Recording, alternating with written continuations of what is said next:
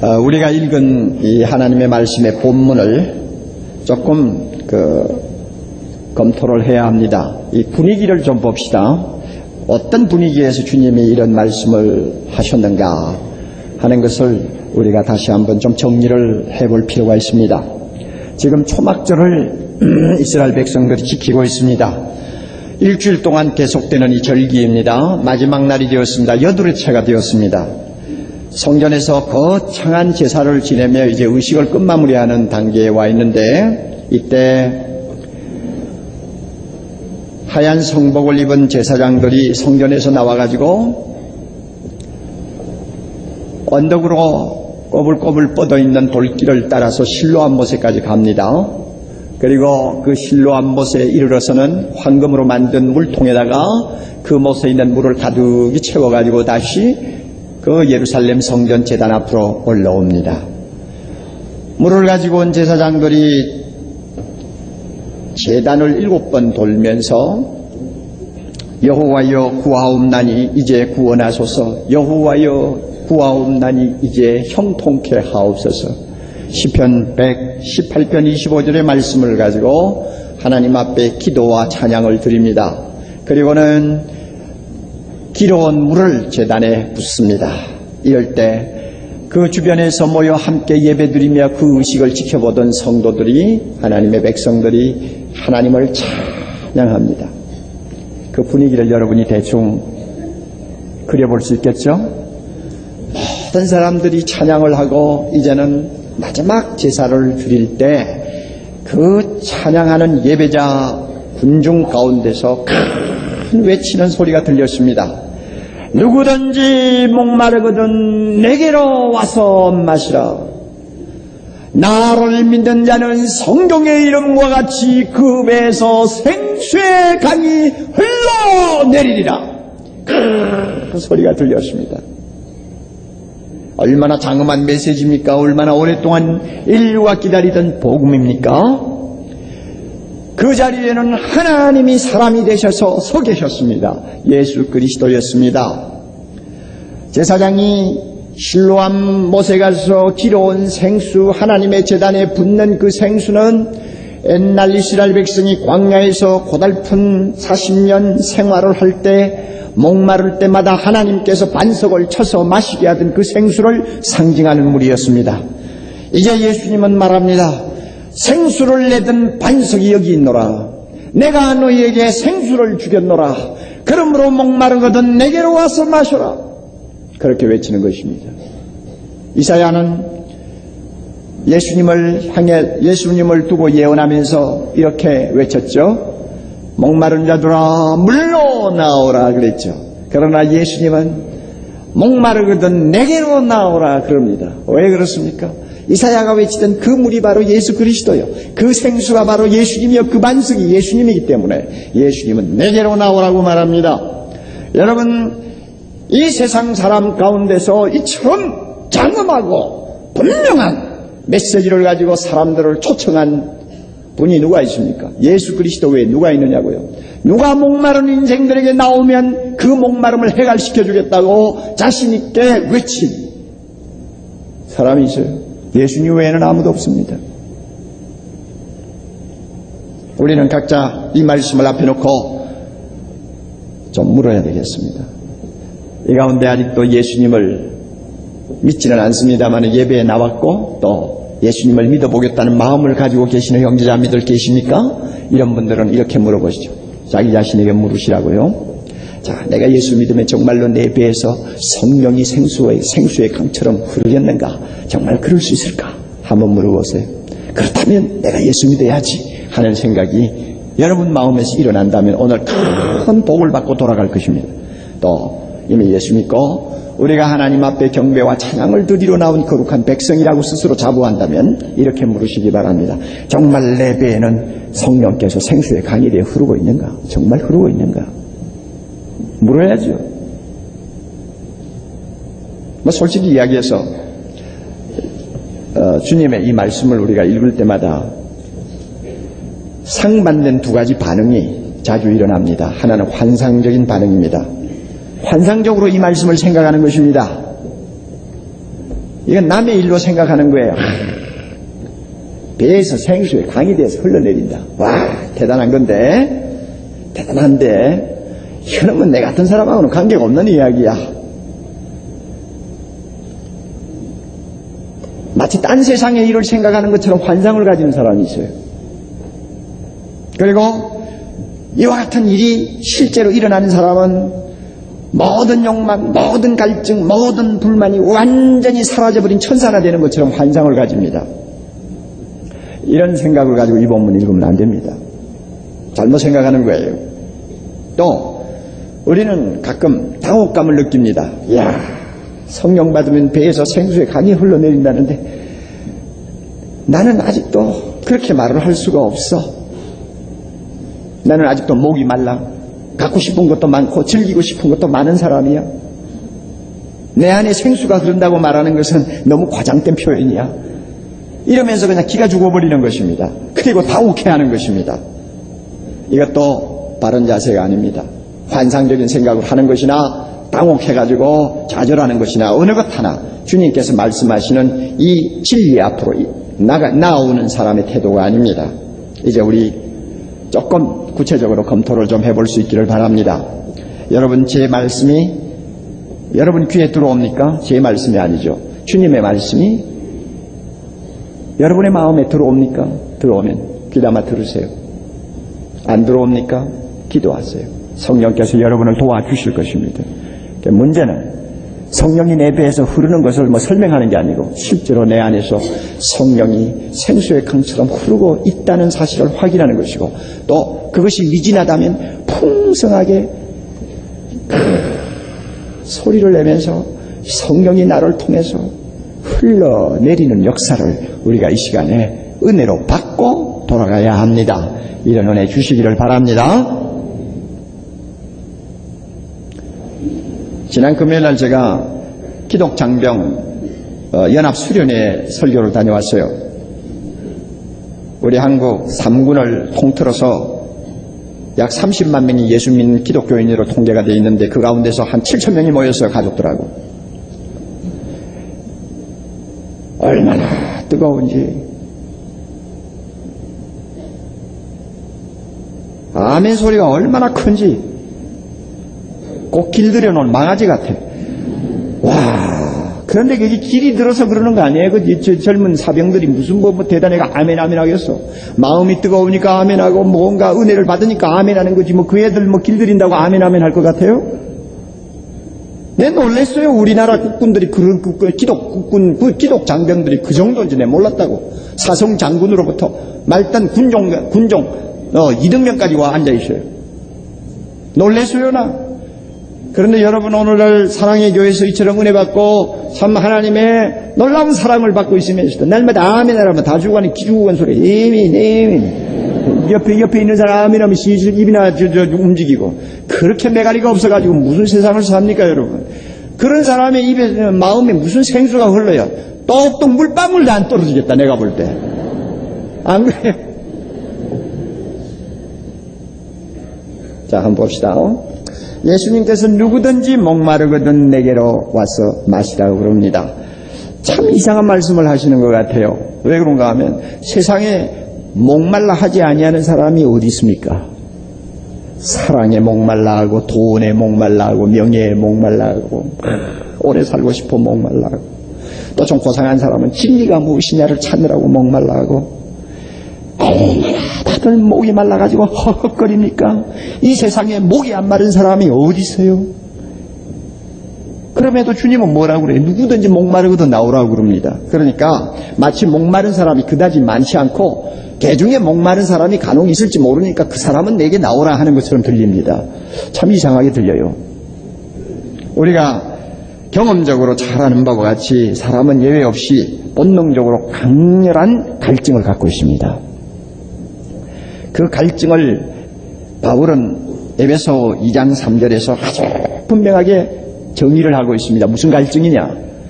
육체의 욕심을 따라 육체와 마음에 원하는 것을 갖고 싶어 하는 갈증입니다. 육체의 욕심을 따라, 이 말은 육체의 욕심이 충동질을 하는 데 따라서 그 마음이, 몸이 싶어 하는 것을 추구하는 것, 이것이 갈증이요. 이때 육체의 욕심이라고 하는 이 에피두미아라고 하는 헬라어 말은 강한 정욕을 가리키는 말입니다.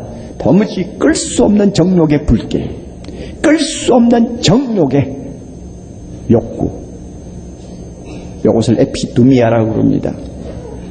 모든 인간은 이 무서운 끌 수 없고 아무도 잠재울 수 없는 이 욕망에 끌려서 갖고 싶어하고 즐기고 싶어하고 오르고 싶어하는 강한 갈증을 가지고 있습니다. 그래서 철학자 홉스는 인간의 변함없는 본질은 바로 쾌락을 추구하는 욕망이라고 해석을 했습니다. 그리고 인간이 자발적으로 행동을 하도록 내버려 두면 모두가 자기 쾌락을 추구한다고 이야기했습니다. 이것 때문에 홉스를 쾌락주의자라고 몰아붙이는 사람도 없잖아 있습니다만은, 그러나 그 사람의 말은 성경과 일맥상통합니다. 에피두미아, 강한 정욕에 이끌려서 날마다 목말라 하는 이 인간들은 너나 따로 없어요. 똑같아요. 이 목마름이 얼마나 저주스러운 것인지 세상에 있는 그 무엇으로도 이 목마름을 죽여줄 수가 없습니다. 해갈시켜줄 수가 없습니다. 그래서 하나님은 이렇게 말씀합니다. 은을 사랑하는 자는 은으로 만족함이 없고 풍부를 사랑하는 자는 소득으로 만족함이 없나니. 얼마나 진리입니까?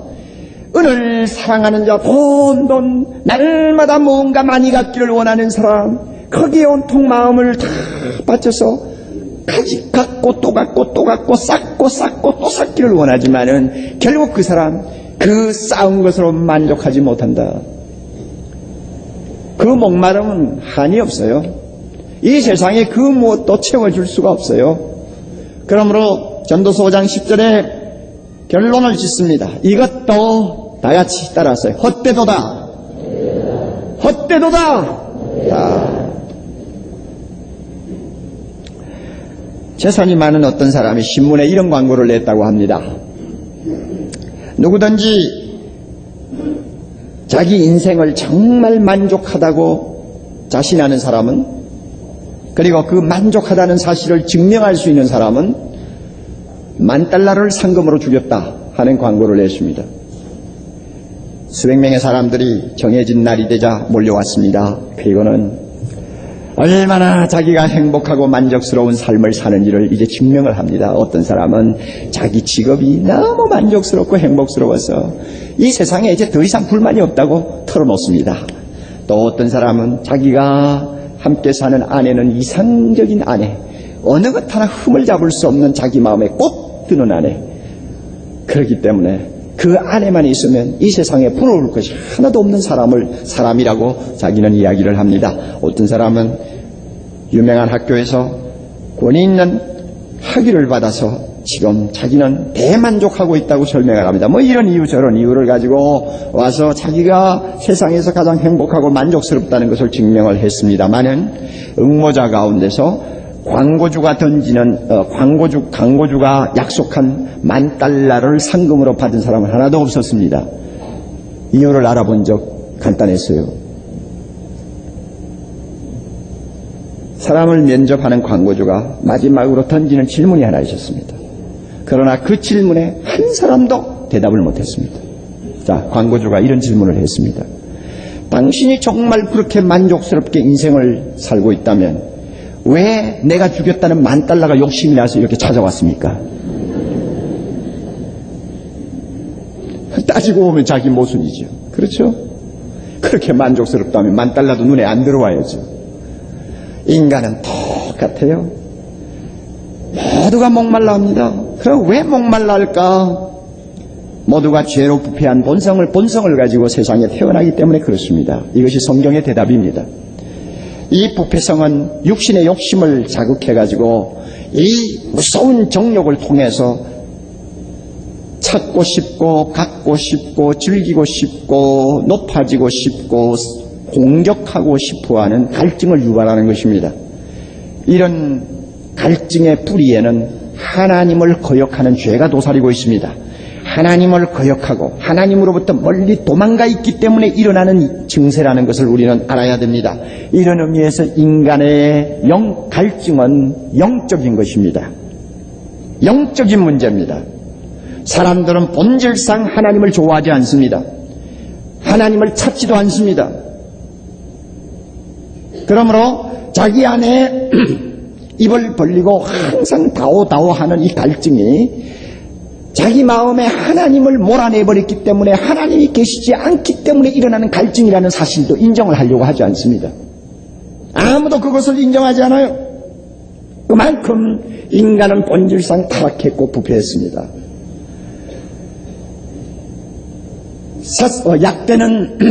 약대는 사막을 며칠 동안 여행을 해도 목이 말라가지고 물을 찾아가는 일이 별로 없다고 합니다. 왜냐하면 약대는 그 몸 안에 물주머니를 가지고 있습니다. 그러나 사슴은 항상 목이 말라가지고 물을 찾아 돌아다닙니다. 왜냐하면 그 안에, 몸 안에 물을 저장할 수 있는 다른 어떤 주머니가 없어요. 인간은 약대가 아닙니다. 사슴입니다. 우리가 목마르지 않도록 생명의 근원, 생수의 근원 대신 하나님을 모시면 이런 갈증이 없어집니다만은 이 하나님을 내 마음에서 몰아내버렸기 때문에 물주머니가 없는 사슴과 같아. 항상 목말라요. 쌓아도 끝이 없고 즐겨도 끝이 없어요. 나중에는 몸이 늙어가지고 모든 기능이 다 없어지면 그때나 손을 들지.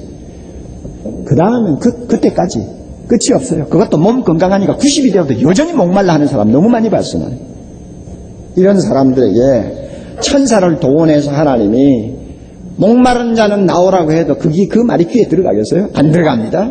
안 들어갑니다. 절대. 왜 나갑니까? 하나님이 없기 때문에 목마르다는 것을 인정을 안 하는 사람들인데 왜 하나님께 나갑니까? 안 나가죠.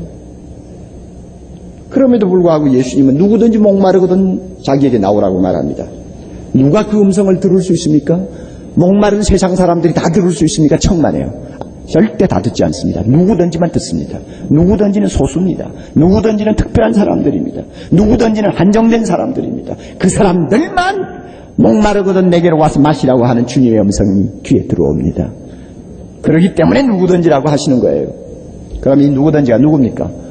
하나님의 예비적인 은총을 입은 자들입니다. 아직 예수를 믿지 않고 하나님을 찾아 나오지는 않지만 마음으로 뭔가 특별한 것을 느끼고 생각하는 사람들입니다. 돈을 가지고도 내 목마름은 가시지 않구나. 명예와 지위를 가져도 내 목마름은 가시지 않구나. 이 세상에 그 어떤 것으로도 나의 이 깊은 목마름을 해결시켜 줄 것은 없다. 이것을 자기도 모르게 인정하는 하나님의 도움을 받는 사람입니다. 그리고 세상에는 나의 목마름을 해결시켜 줄 것이 하나도 없으니 이제는 예수님이나 믿어볼까 하고 자기도 모르게 하나님을 향해서 관심이 돌아서는 사람, 이 사람이 하나님의 예비적인 은총을 입은 자들입니다. 여러분, 이런 마음을 갖는 것은 자기 본성 가지고 안 됩니다.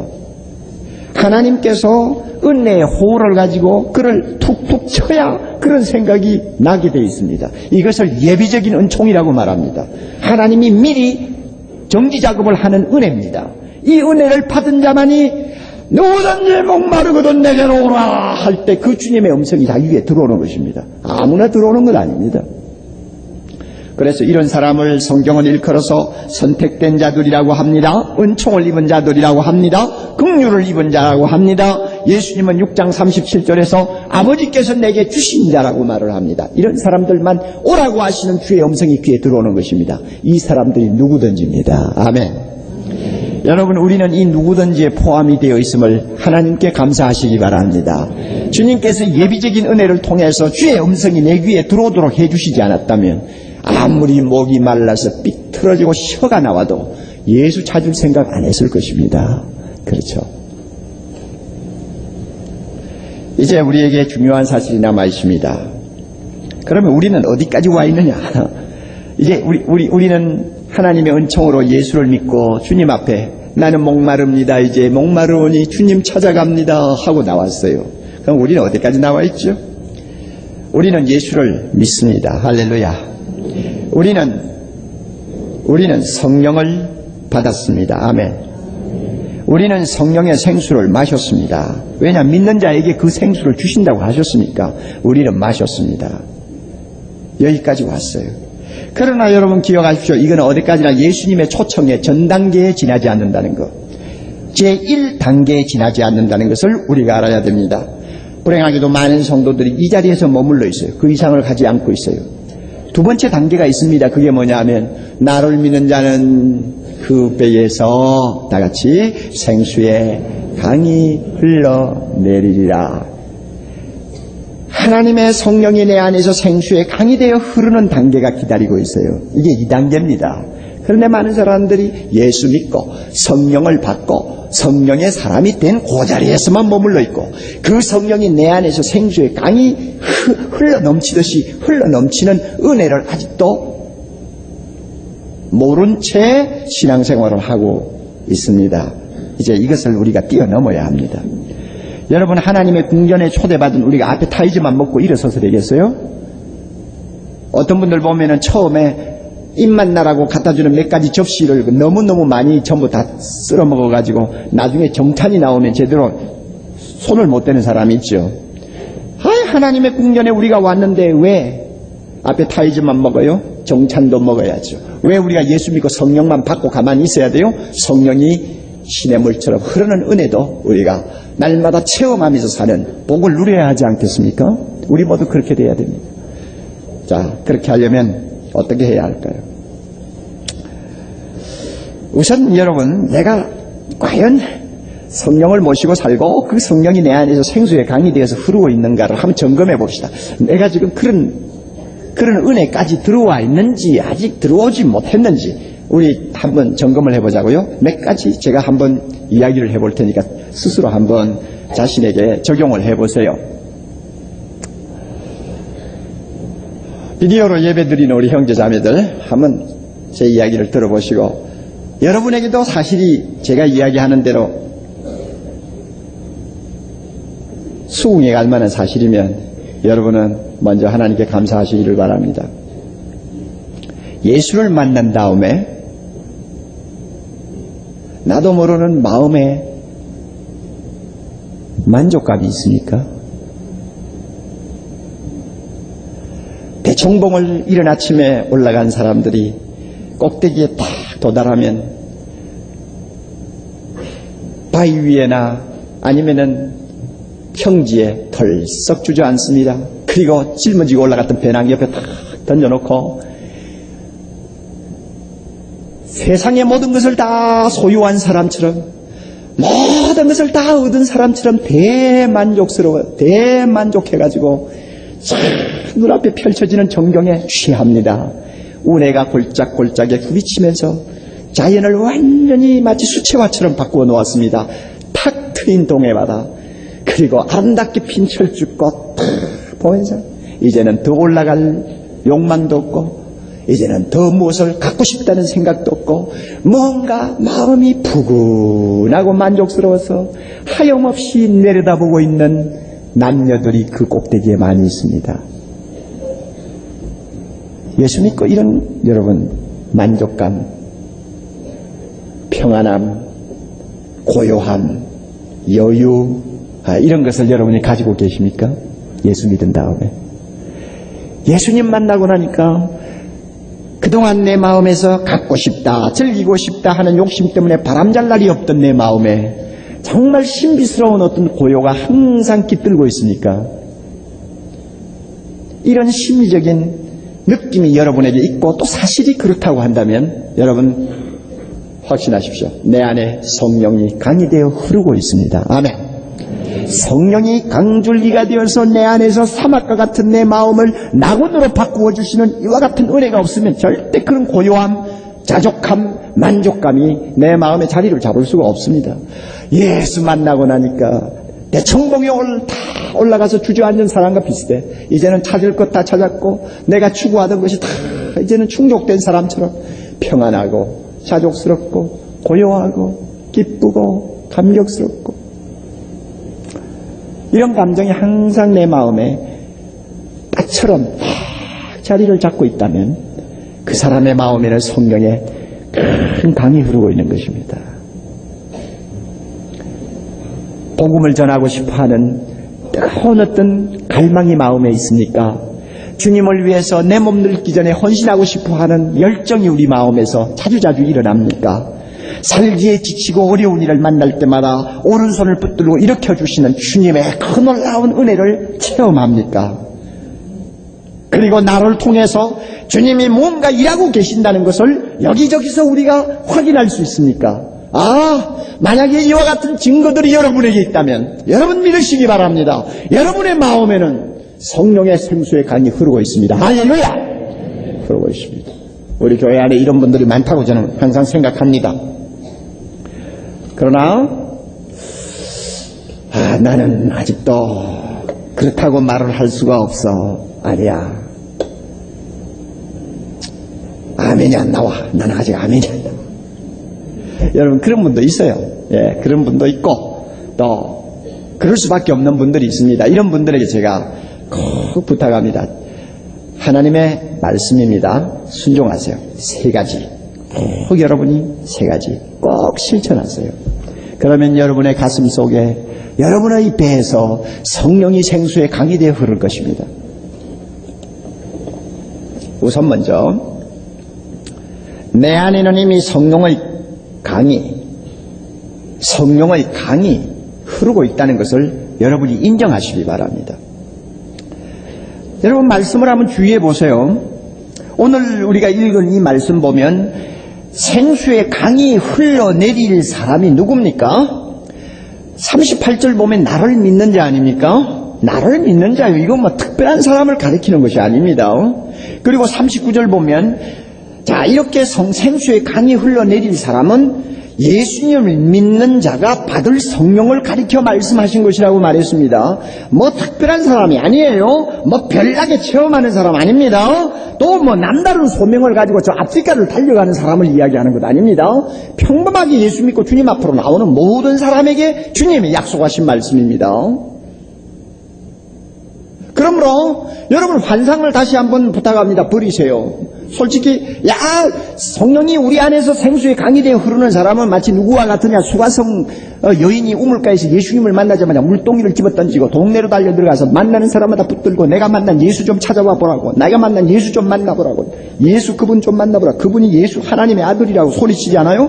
여러분 우리가 날마다 그렇게 살고 어떻게 삽니까? 날마다 일하다가 물동에다 집어 던져놓고 동네 나가서 사람들 붙들고 예수 믿으라고 해가지고 우리가 어떻게 삽니까? 그게 정상이요? 어쩌다가 그러는 거지.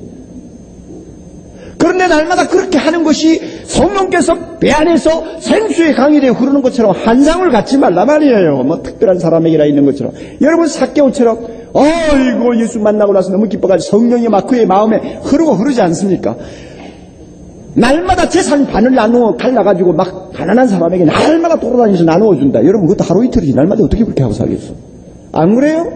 날마다 우리가 오순절 성령 다락방에 모인 사람들처럼 기도만 하고 어떻게 살아요? 날마다 이상한 방언을 해가지고 동네가 그냥 요란하고 사람들이만 날마다 그냥 찾아와가지고 웅성거리는 그런 삶을 만약에 성령이 강처럼 흐르는 삶이라고 한다면 그거 도대체 어떻게 우리가 살겠어? 우리가 어떻게 세상에서 일상적인 생활을 할 수 있겠느냐 말이에요.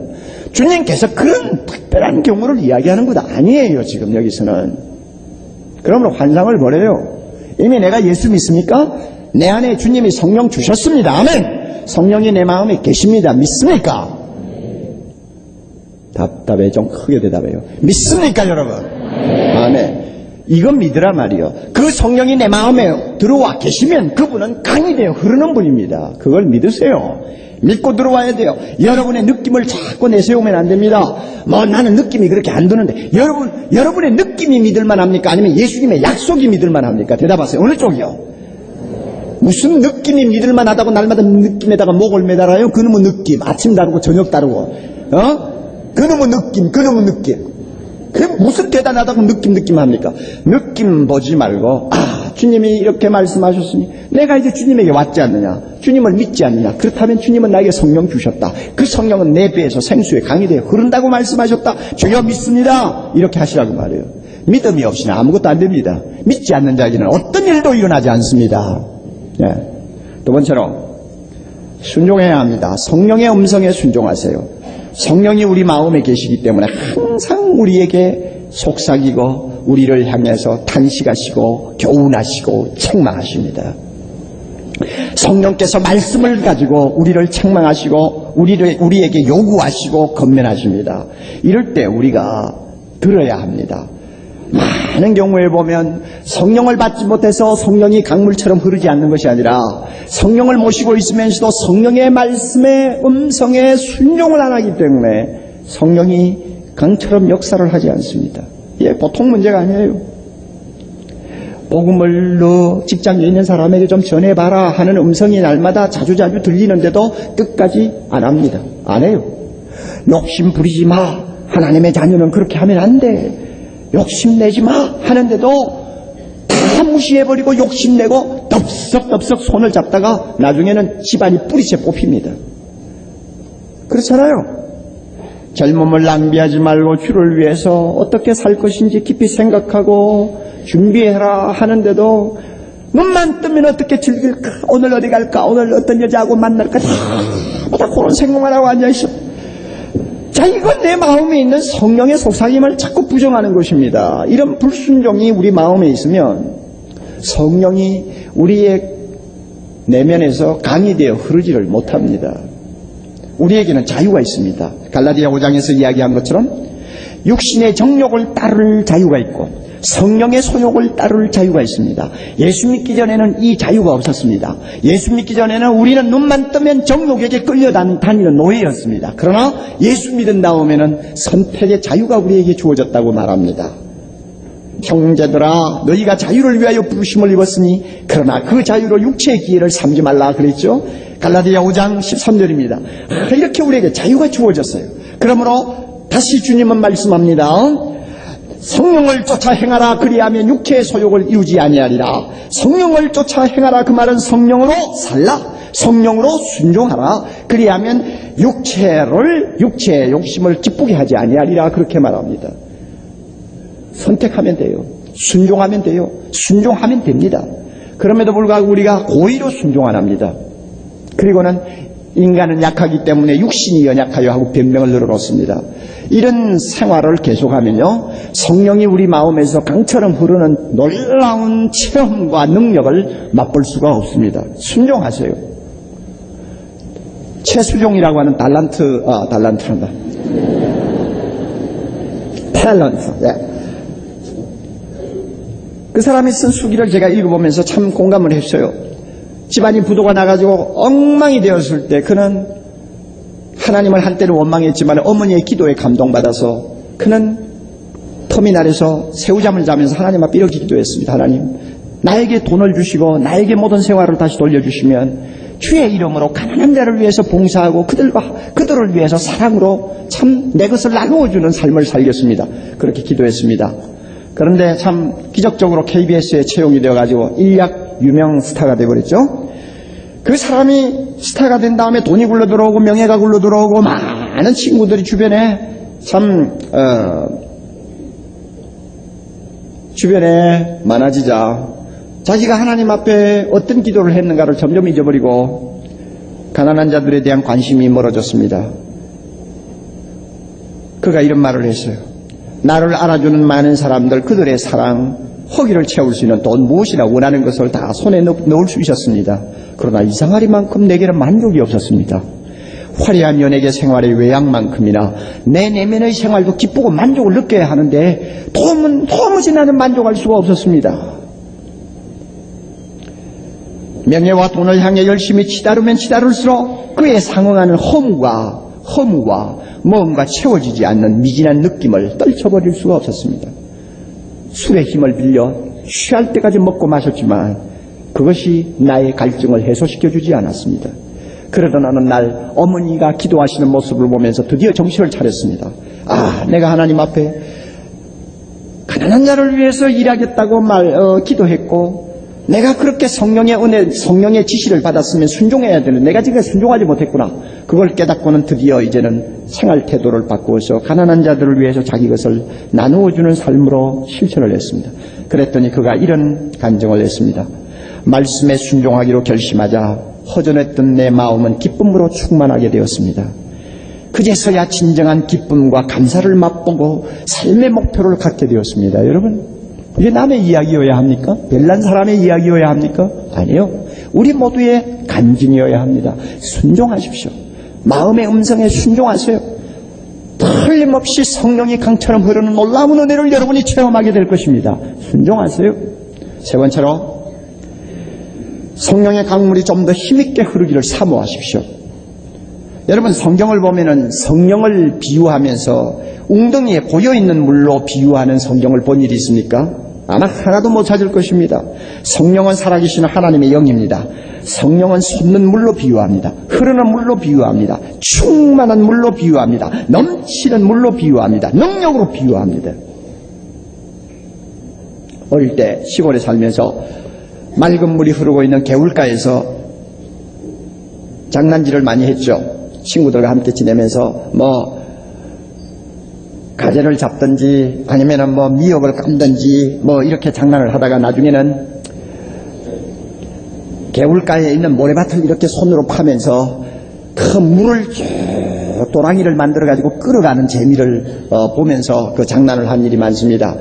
돌을 치우고 그 다음에 손으로 파서 양쪽에 모래뚝을 만들고 이래가지고 쭉 길을 만들어주면 물이 금방 그리로 흘러내려옵니다. 그러면은 또 큼직한 웅덩이를 파가지고 물을 가득히 채웁니다. 물이 금방 가득히 차는 것이 또 재미가 있어가지고 거기서 또 도랑을 만들어 요리요리 끌고 가면 또 물이 쫄쫄쫄쫄쫄 따라와가지고 또 가득히 찹니다. 이거는 끝이 없어. 그래서 도랑을 만드는 게 한이 없어. 만들면 만드는 것만큼 물은 들어오고 웅덩이를 만들면 만드는 것만큼 가득가득 찹니다. 그 재미로 막 이러다가 보면 해가 지죠. 하나님께서 성령을 비유할 때 바로 이 물로 비유하시는 이유가 있어요. 우리가 사모하지 않습니까? 사모하는 사람은 기도합니다. 사모하는 사람은 말씀을 살아갑니다. 사모하는 사람은 주님을 향해서 더 가까이 나아가기를 원합니다. 사모하는 사람은 순종합니다. 사모하는 사람은 믿습니다. 이 모든 사모하는 자세가 뭐냐면 도랑이 파는 거란 말이에요. 길을 만들어요. 그리고는 큰 웅덩이 만드는 거예요. 그러면 성령은 그냥 사모하는 사람이 길을 내는 데 따라서 정신없이 흘러내립니다. 내 온 감정, 내 모든 지성, 내 모든 의지, 전 인격적으로 내 영혼 구석구석까지 성령의 물은 지체 없이 흘러내립니다. 사모하는 자에게 이와 같은 은혜가 역사합니다. 왜 이와 같이 아름다운 성령을 마음에 모시고도 고여있는 물처럼 딱 가다 놓느냐 말이요. 성령이 갇혔나? 그렇죠. 성령이 갇힌 거예요. 사모하지 않는 자가 모시고 있는 성령이나 사모하는 자가 모시고 있는 성령이나 똑같이 하나님의 영이지만은, 그러나 사모하는 자가 느끼는 성령은 달라요. 갇혀있는 성령을 모시고 사는 사람하고 강처럼 막 흘러 퍼지는 성령을 모시고 있는 사람하고 느낌이 다르고 감각이 다르고 나에게 나타나는 능력이 다르고 내 기분이 틀려요. 여러분의 마음에 어떤 성령을 모시고 있어요? 사모하세요. 역사합니다. 사모하면서 도랑을 만드세요. 계속 흘러옵니다. 사모하면서 큰 연못을 만드세요. 저수지를 만드세요. 금방 차버립니다. 사모하세요. 성령은 그 뚝을 넘어서 저 메마른 광야 사막까지 흘러나갑니다. 죽었던 모든 것을 살립니다. 사모하십시오. 이 성령이 흘러가는 것마다 더러운 것은 다 씻겨 내려갑니다. 할렐루야. 사모하십시오. 성령의 강물이 흐르는 데마다 무겁게 깔아앉아있던 것들이 다 떠오릅니다. 다 두둥실 떠서 자유스럽게 숨을 쉬면서 다닐 수 있습니다. 예수 믿는 자는 목마른 사람이 아닙니다.